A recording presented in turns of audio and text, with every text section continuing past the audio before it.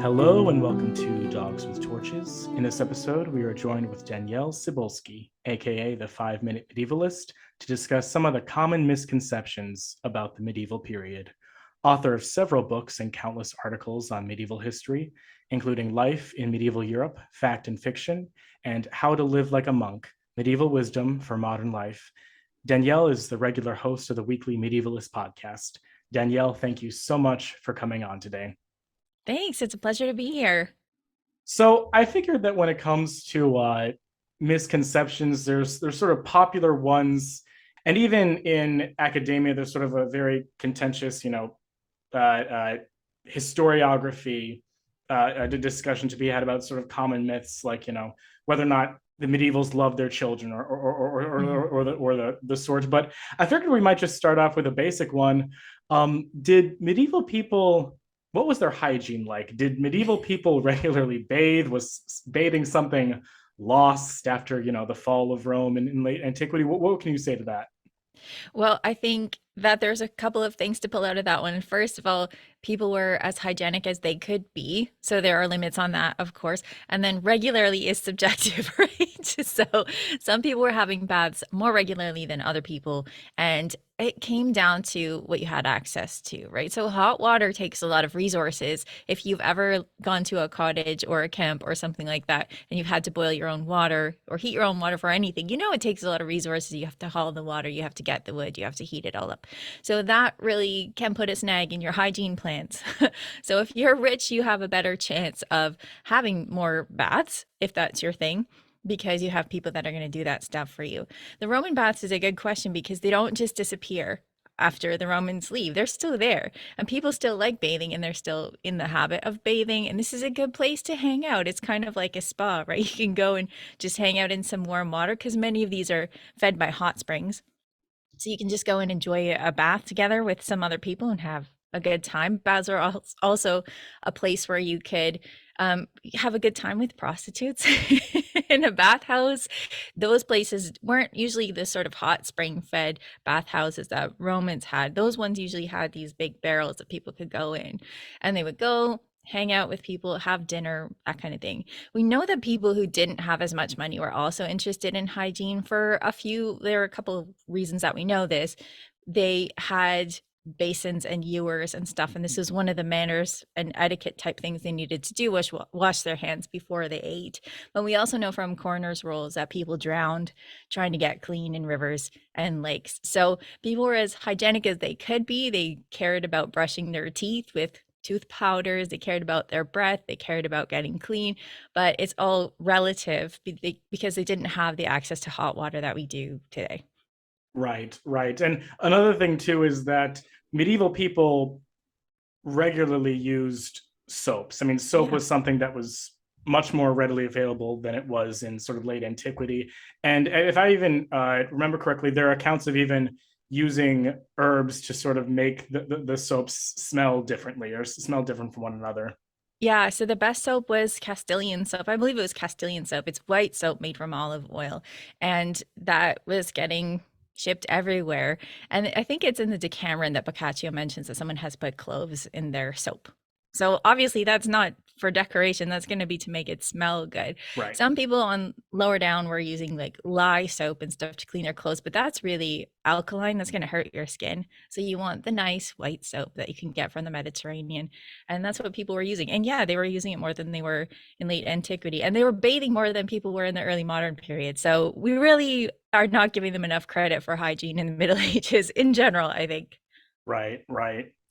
And then if I can maybe ask another common misconception that maybe some people might have about the medieval period, a lot of people sort of interpret the Middle Ages as a dark period, Mhm. or the popular terminology is the Dark Ages, and specifically they have in mind things like art or music or the liberal arts or things of that sort. They'll make the case that there's like a radical break between the medieval period and what you might call the Renaissance. And I think nowadays a lot more people will argue that the Renaissance is more of a continuation of uh, medieval culture. But what can you say to that? What was art or liberal art something that was lost during the Middle Ages?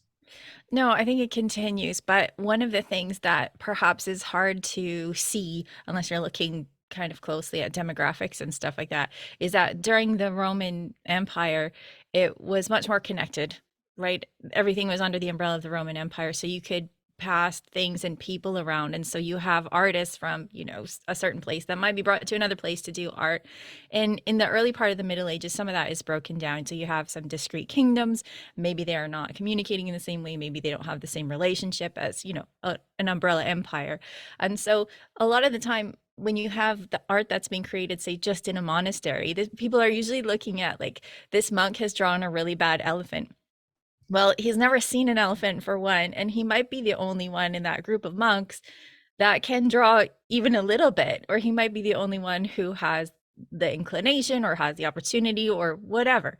So I think that we're we're kind of comparing apples and oranges sometimes when we're looking at, Da Vinci, and then we're looking at a monk drawing an elephant that he's never seen. So art obviously continues on, and people are learning new technologies, and then they're starting to talk more and exchange ideas and technology and all that stuff. And I think the more interconnected the medieval world becomes after a lot of turmoil that happened at the very early part of the Middle Ages, of political turmoil, I think that that kind of increases the amount of art that can be done kind of widely, and styles and trends change. Like, another thing people criticize the Middle Ages about is the style of people, right? They're not realistic. They're not meant to be realistic. That is the style of the time. And if you don't like the style, that's a different problem, right? But it doesn't mean that it's not art. So I think that it's very, very complicated. And I'm not an art historian, but I think a lot of it has to do with how and who is making the art, and how easily they have access to things like training and technology and all that kind of stuff. Right, right. And another aspect about art, okay, again, full disclosure, I am not an art historian either, but I think that one of the big aspects of medieval art and culture that really comes through, at least in Europe, is cathedrals and architecture. I mean, I think that's Mhm. one of them. It's really hard to look at, Chartres Cathedral or some of the abbeys in England and not see, a very impressive, uh, cultural display. I mean, I think that's a really good point that you're making. When people talk about art, they're usually talking about like drawing or painting, right? When there's so many other different kinds of art, including many of them that are ephemeral. So you have the cathedrals, which are a great way of kind of pausing art for us and letting us see what it looked like. And of course, those are beautiful and really amazing pieces of art. But then there's things like music and dance that don't have a record for us of it. Like, in the early Middle Ages and in the Middle Ages, over time, people started to create a notation that they started to share with other people so that everyone could read the same notation. Whereas you might have people who are creating music that never write anything down, or they write it down in a way that other people can't read. So again, like, a lot of this art is ephemeral, and we will never really get in touch with it, which is a shame, I think, for you and me and all the people who really want to find out about it. But it's not just drawing and painting, and we are missing a lot of things just because we can't access it, because it might have been something that was oral, or something that you just hear. Right, right, exactly. Um, And then another thing that I think is a common misconception, and I think there might be a sort of Eurocentrism kind of creeping in the background to this misconception. But what was the medieval world culturally homogenous? Was there any sort of ethnic or religious diversity in the Middle Ages? I think this is this is a really big question. I think it's one of the biggest misconceptions that people might have of the medieval era. Yeah, yeah. Of course, there was diversity in the European Middle Ages, like, of course.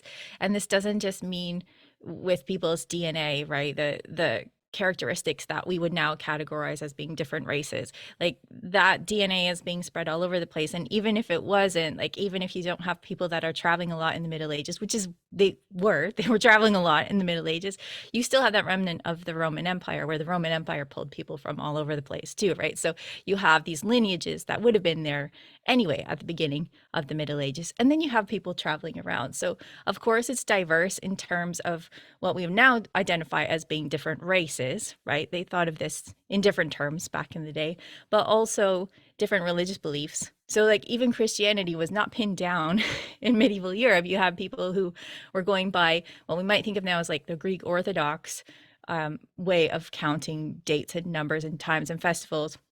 Then you have the Roman Church that had different ways of counting dates and numbers and festivals and all that stuff. So even Christianity is not pinned down. And then you have places like, especially in the Iberian world, you have Muslims who are ruling for much of the medieval period around there. And then they are allowing for Christians and Jews to live there in harmony, not usually a lot of problems in the Iberian Peninsula. I mean, there are flare ups, of course. We're talking about 1,000 year period. So, any generality is going to be wrong, but you try and get close to it. And then, so you have like Jewish populations all over the place as well. You have Muslim populations, especially around the Mediterranean. And so, like, it's not homogenous in any way. And I think that people are trying to get back to some sort of idea of like a pure Middle Ages in one sort of way. And again, it's usually a white supremacist, like pseudo Viking type way, but that is just not how it was. And even with respect to languages and how languages are used, I think that one of the difficulties is that sometimes we project an idea of like uh, distinct concrete nation states with its own, language and cultural identity. But especially in the Mediterranean area, that's where a lot of trade and commerce was happening. In order to do business with people of different cultures and ethnicities, you're going to have to be able to be fluent in their languages and the way of trade and dealing. Yeah, and most educated people, no matter where you were at least bilingual because they were speaking their own vernacular language. And then, in order to access a lot of the educational material or liturgical material, if we're talking about Christianity, they needed to also understand and speak and write Latin. So there's that.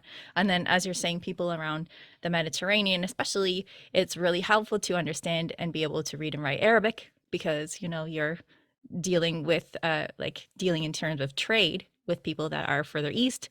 And then if you're in the Islamic world, it's really helpful to be able to speak to anyone from the Mongol world because you're trading with them. So yeah, there's a whole bunch of interchange and bilingualism and exchange of ideas. And of course, that's what makes a world rich, I think. Definitely.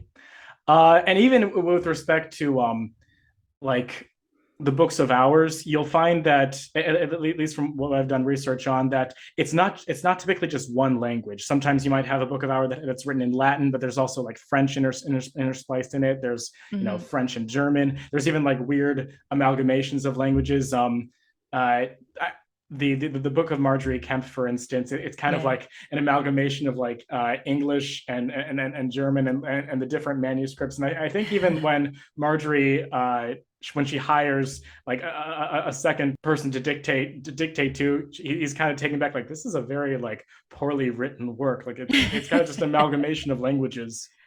That's a messy manuscript altogether. Right. But yeah, I mean, I think if you kind of like zoom out and look at the court of the time, people are exchanging languages in part because they are trying to make alliances between what we might call countries, but kingdoms. So you have, a princess from one country that is going over to another one. She will speak her own native tongue. She will also speak the one that she's going to, and the king or prince that she's marrying might understand hers, might understand different ones. So at the highest level, you do have a lot of aristocrats that have to be bilingual, trilingual, so that they can make these treaties, that they can make these alliances. So yeah, there's a huge amount of cultural exchange and interchange. That doesn't mean that it's always peaceful. I mean, people can often be quite xenophobic in a lot of ways, but to suggest that this time is like homogenous in any way, it's misleading, and I think that it's not a useful way of looking at this time. And then if I can ask another question, I think we briefly talked about this with Dr. Yanaga. She came onto the podcast just a little while ago. What exactly was romance like for the medieval period? I think that there's a misconception that sometimes people might have that the nobility or even like the lower classes are always adhered to strictly what the church held to be licit romantic expression, sexual expression, whatever.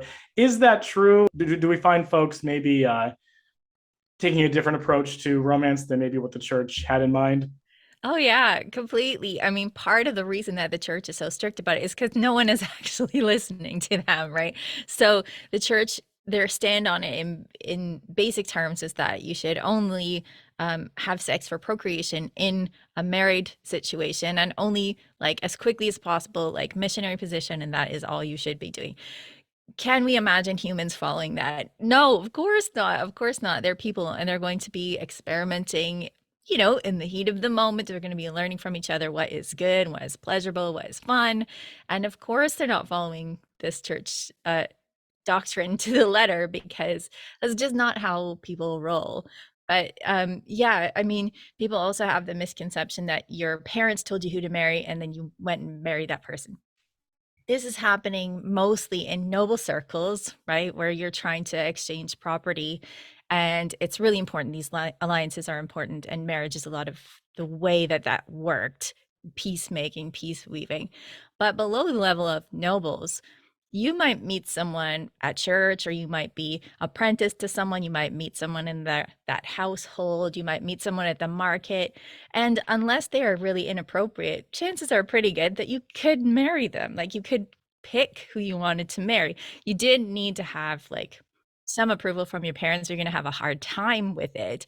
But yeah, you could meet people and date people in a kind of a chased, chaperoned way, meet Right. people, and then you could pick who you wanted to marry in a lot of cases. But that's usually below the level of the richest people because those people are involved in marriage for power. And that's not really necessary when you don't have, more than a couple of pennies to rub together. Right. And even with respect to marriages among noble families, I think that you find that they have ways of getting out of or avoiding undesirable marriages. Like with respect to one of my great heroes, Eleanor of Aquitaine, she was married to the King of France, King Louis, and it wasn't a very good fit, so to speak. And because the church had a law and canon law had a rule against consanguinity, that you couldn't be related to each other. Canon lawyers would play around with that and make the claim that, okay, 7 generations ago, that counts as, that you're related. And so Eleanor Mhm. sort of amasses a bunch of her lawyers together and says, hey, it turns out that me and Louis are very, very distantly related. So, the marriage is invalid. So sorry. Now I get to go off with with Henry Plantagenet. Yeah, yeah. Well, I think that Eleanor is both an exceptional case and a good case. Eleanor had a lot of power because she had Aquitaine. And so, she had a lot of backers. She had a lot of support. And that's not what most people had. So she had a lot going for her. And I mean, she's everyone's hero, right? But there is a lot of flexibility in Eleanor's case, which I think is a good way of illustrating how the church had like firm laws, but they weren't that firm actually, because when Eleanor and Louis separated, they were meant to have a marriage that was not valid because they were too closely related. And yet, those children that came from that marriage were not bastards after that. They were still considered legitimate. So, like, you would think that if the church is going to take a hard line, it's going to take a hard line, but that's not how it worked. It was very slippery because there are all sorts of different things involved here, political ideas, and these people knew each other very well. So like there's human relationships, and then there's ideas of like what is the best option for our country, for this alliance, for this relationship. So it's very, very complicated. But I think Eleanor's example shows how flexible the church could be when it wanted to be. Right, right. And then another, I think this is also another one of Dr. Yanaga's pet peeves is that another misconception is that a lot of people sort of take the idea that the church is somehow against or opposed to education or the study of medicine. And uh, this one I think is the most ridiculous one, just because I mean it's largely the church that is interested in bringing about the Paris University, the University of Oxford, and all these different universities are sort of brought about through the church's support. So can you say anything to that at all? Or?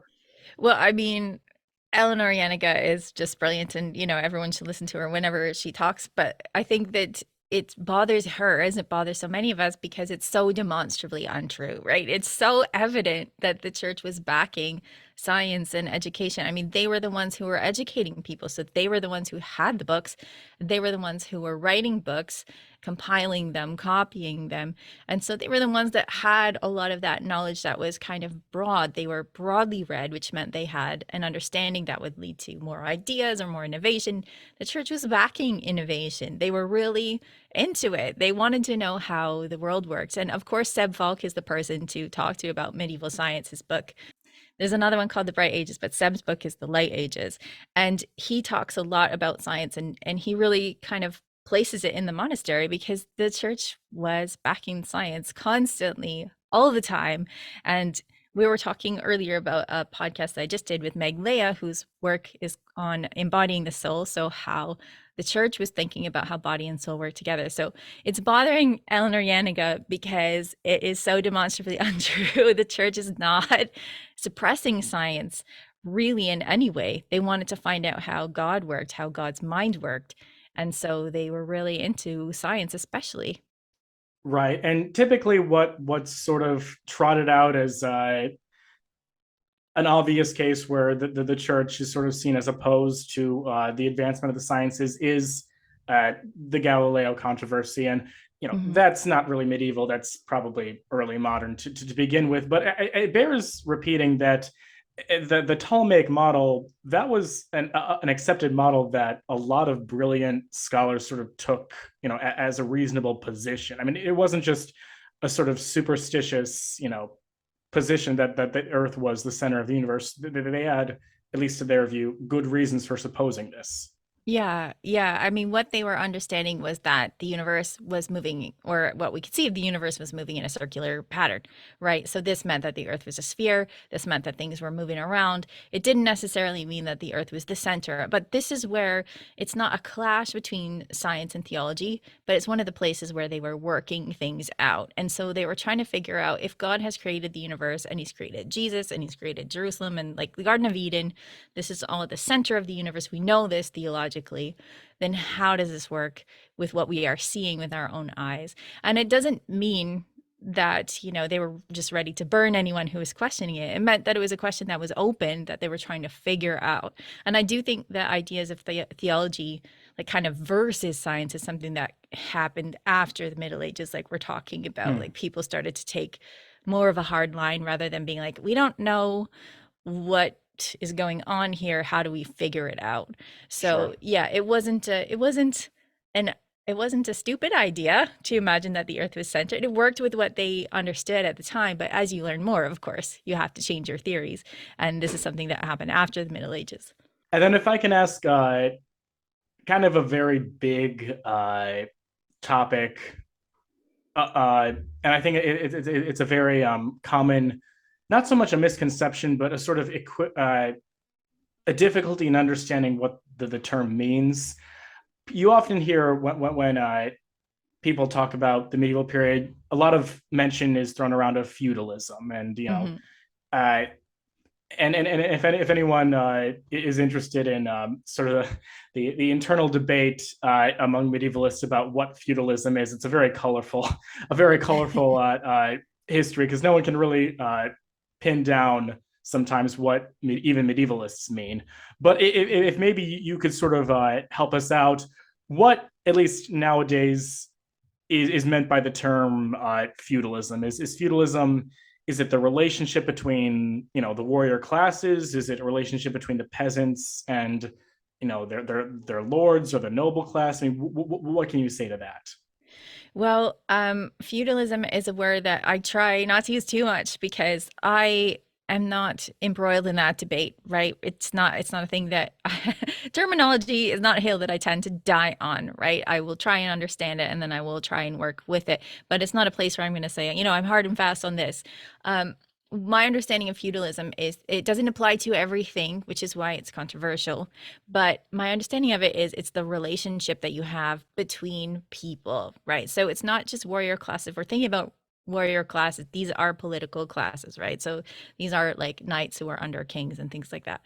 But when we think of like the feudal agreement, this basically means what are you trading for what? So like a peasant will trade his service, his time, his back for protection from the person above him, for justice from the person above him, for a little bit of security, right? So this agreement, it goes both ways, and it tends to be service for protection.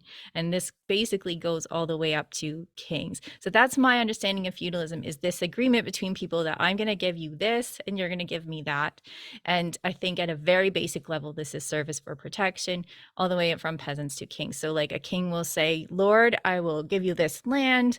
You can live on it. You can work it. In return, I will protect you, from all of the, other nations that might be coming at us, or I will be the one who coordinates the army, or I will be the one that makes sure you get paid, so it's an agreement between classes, of quote unquote classes, for people to work together in a society. So it's the structure of society, is my understanding of it.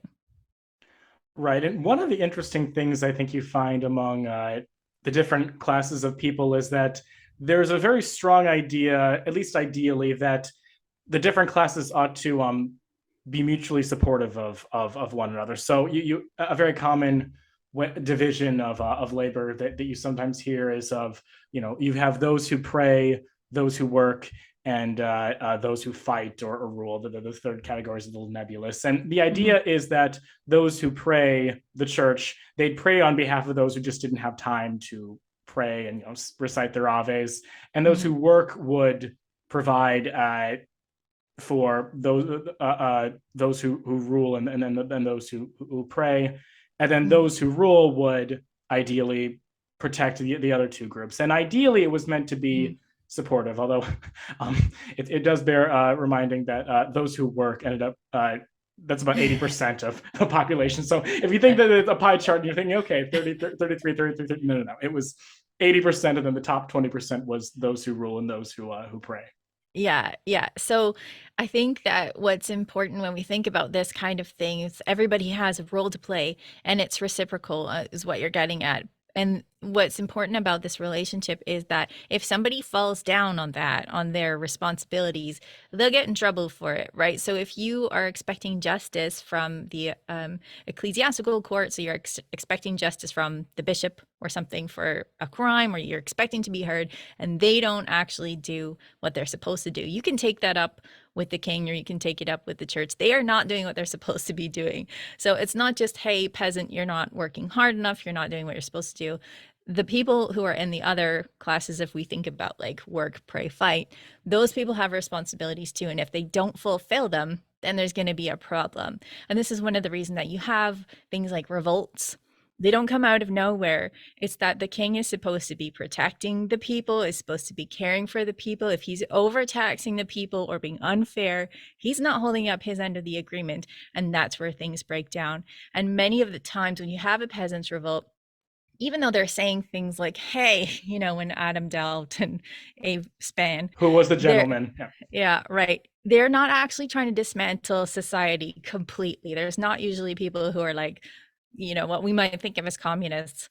They're usually like, okay, we're all right with having a king there. We just want him to be fair to us, because that is the deal.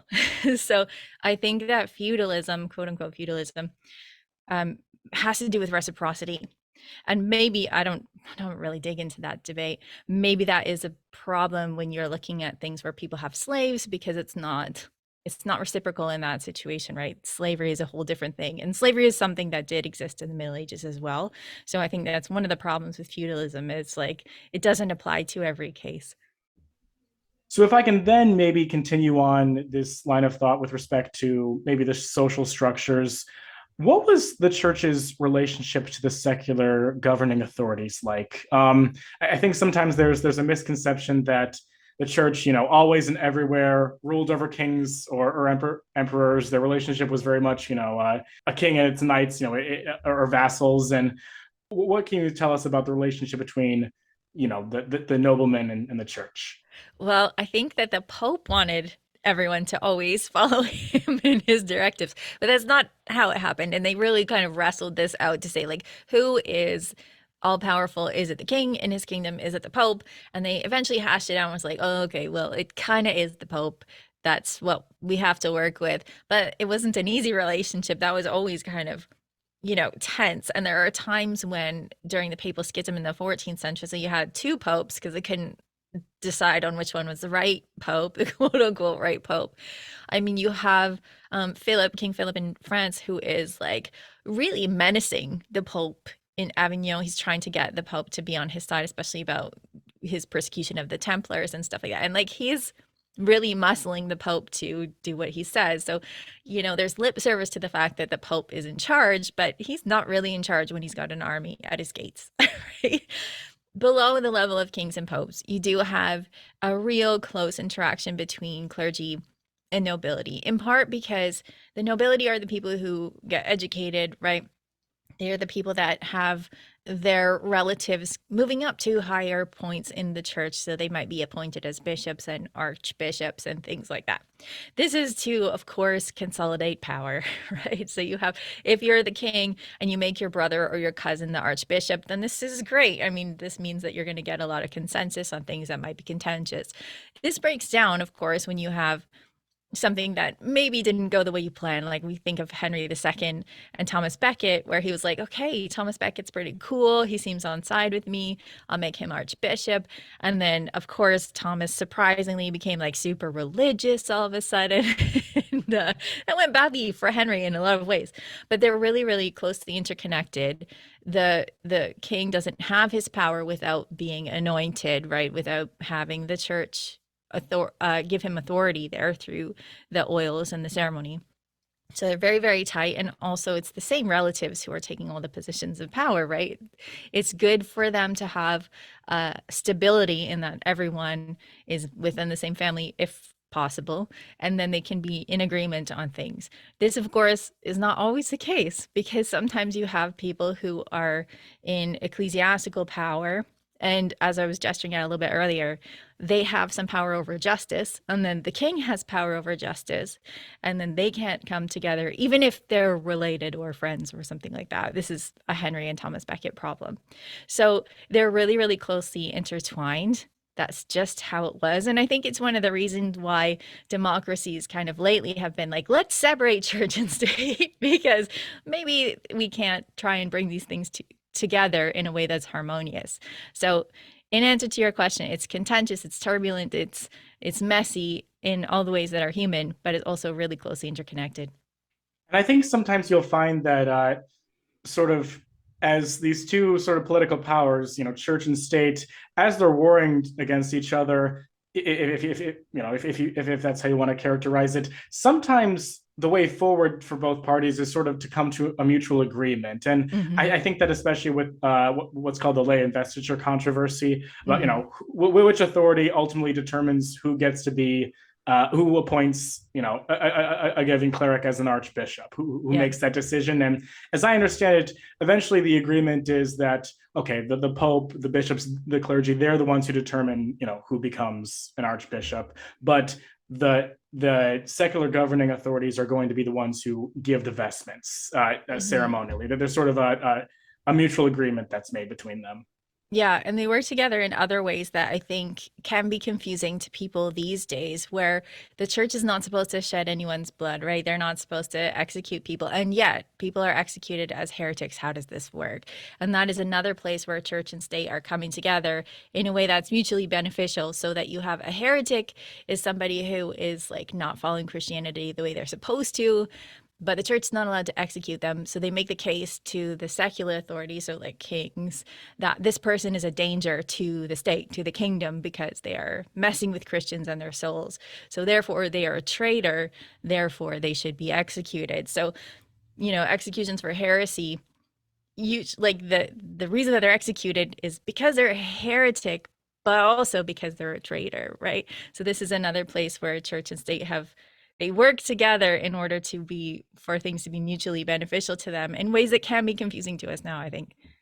While we are on the subject of execution and torture, how widespread was the practice of torture? I think that sort of in the popular imagination, we sort of think, if we think of the medieval period, we think of, okay, they must, torture was very prominent in the legal system, but how Was torture a common method of bringing about a confession in the legal system? Was it used often, or how did that work?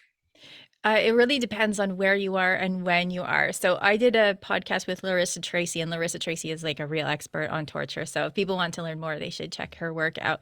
But she really makes the distinction between torture and punishment, and I think we should start there.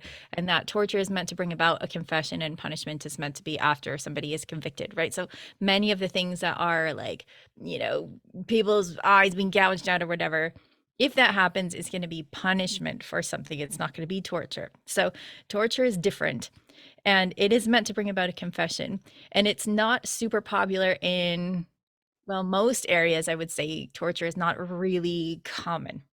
And part of the reason for that is that they understand that somebody who is confessing under torture will confess to anything. And we know this today. And yet torture is still being used in places today to get a confession, even though everybody has known for thousands of years that it's not a reliable way of getting a confession. So if we come back to the Templars again, it's a good case study because in France, you are allowed to torture a person under certain circumstances in order to get a confession. In England, you are not allowed to torture to get a confession. So the Templars are all arrested all over the place. And in France, they're confessing and confessing and confessing to these deeds that they, may or may not have done. They've confessed that they've done them. In England, they're not. And this is directly due to torture, right? So there's pressure being put on Edward II, who was the King of England at the time, to torture these Templars to make sure that they are confessing because, in France, they quote unquote know that these crimes are happening. Whereas like in English society, they're like, we don't do that because we know that the confession is not going to be worth anything. So torture is like, it's not universal in the Middle Ages. It's very actually restricted. So like you can't torture someone for a confession if they're being accused by just one person. That's not enough because it's vindictive, right? We know that people might be trying to just get their neighbor back for something, and you can't torture for a confession, for example, in France under those circumstances. So it's very restricted. And then the last thing that needs to be said about torture is that it's not elaborate. I mean, so you have like the Iron Maiden and like the Pair of Anguish, and I don't even remember how many things you find in like a quote unquote medieval torture museum.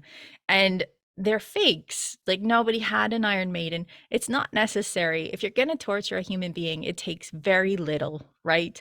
You can just deprive them of food. You can apply pain or fire to a part of their body, and that will do the trick. Like that'll hurt them enough that they're going to confess if they're going to. So like these elaborate torture devices are not real, they're fake, and they were part of like this campaign in later centuries to show that the medieval people were barbaric. Well, I mean, torture is always barbaric, in my opinion, but it doesn't have to be elaborate to be effective. So the torture that was being conducted under legal conditions in the Middle Ages is not Iron Maidens, for example. Gotcha. Mhm. Gotcha. It's a big topic, so people should check out Larissa Tracy's work. Okay, I'll be sure to link your episode in the description. Okay, cool. Thanks. Um, and then I think that there's just a couple more questions I have. One of them, I don't think it's too prevalent of a misconception, but I think it's prevalent enough that you sometimes hear about it. It's the idea that medieval people didn't love their children, or that they might see them as like, political commodities. Like, okay, I can marry off this child to whomever and I can get a sort of a financial agreement out of it. But in terms of love, I've often heard it said that the medieval folks up and down the hierarchical, caste line didn't love their children because the Mhm. expectancy was, okay, they might die, we shouldn't get too attached to them. But what can you say to that? Do you think that that's true, that the medieval people just didn't love their children? Of course not. Of course, it's not true. I mean, yeah, there are a couple of reasons why I think people have this theory that people didn't love their children. One is that there's high infant mortality, right? So that they may not have loved them until they were like 2 because they might not get past that point, or they recycled names, which meant they were just like replacing them, or that children were working, which meant that they didn't love them, or that they were sent out to be fostered or apprenticed, which meant, they didn't care enough. They just sent their kids away, or they married them off at a young age. But if we look at the evidence, of course, it's completely contrary to that idea. Sorry. So when we look at the evidence, babies who are born, like stillborn, people were trying to like cheat the system and make sure that they were baptized before they were declared dead. And this is something that the church was really against, because that's cheating the system, that's cheating God. But the theological idea at the time was that babies are born with original sin, which meant they went to purgatory, which was invented actually to this idea of purgatory was invented to kind of make parents feel better about their children not going to hell instead. So limbo, purgatory, is an idea that was kind of developed in order for parents not to picture their children burning in hell over original sin. So when babies were born, if they looked like they were going to die, or if they were in fact dead, a midwife might baptize them, might be just kind of hiding to say that this child is baptized, because people wanted their children to go to heaven. And people really took extreme steps for this. One of the things that I wrote in the book that always made me cry when I wrote this paragraph was that there was one cathedral in England that asked to fence off their churchyard because parents were sneaking in at night and burying their children in sacred ground. Yeah, because these babies weren't baptized, and that was their best shot at getting them to heaven, was to bury them in sacred ground. And so, I mean, that's heartbreaking, I think, where you have stories of people bringing their children to the cathedral because this particular saint has been known to revive children who've died. So people will bring their children who have died to a cathedral. So obviously they're desperate. And I think this shows how much they did love their children. They were naming their children after godparents, just kind of by the way. So it wasn't necessarily like they're replacing that one. If they rename a baby the same name that has been used before. And then when it comes to things like fostering, when kids got to about 7, they might be sent to school at a monastery. They might be sent to another knight's house so that they can be fostered.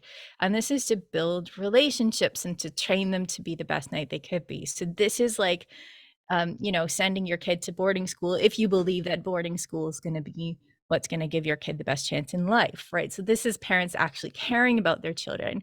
And if you read William Marshall's biography, his family cried when he had to be sent off, right? So there's evidence after evidence after evidence that like parents cared about their children a lot, even if they were going to lose them, or even if they did lose them, they really did care about their children. They wanted to make sure they had the best start in life that they could. Even if it's not the same culture as we're living in today, there was definitely a lot of parental love for children. And I think it was also reciprocated by those children, of course. These are human beings. And it's really, I think it can be easy because it's so long ago to imagine that they're so different from us, that like, culturally they're so different from us that they must also be different in these basic ways, when really they're just human beings in a different time. Right. And if I remember correctly, there's even a small genre of consolation literature for parents who've lost their babies either in childbirth or stillborns, and even to the point where there needs to be reassurance that God exists and God's providence is still watching them, even though they've endured this sort of terrible tragedy. And it doesn't make sense for that genre of literature to come about if parents just didn't care about their newborns or babies or the like.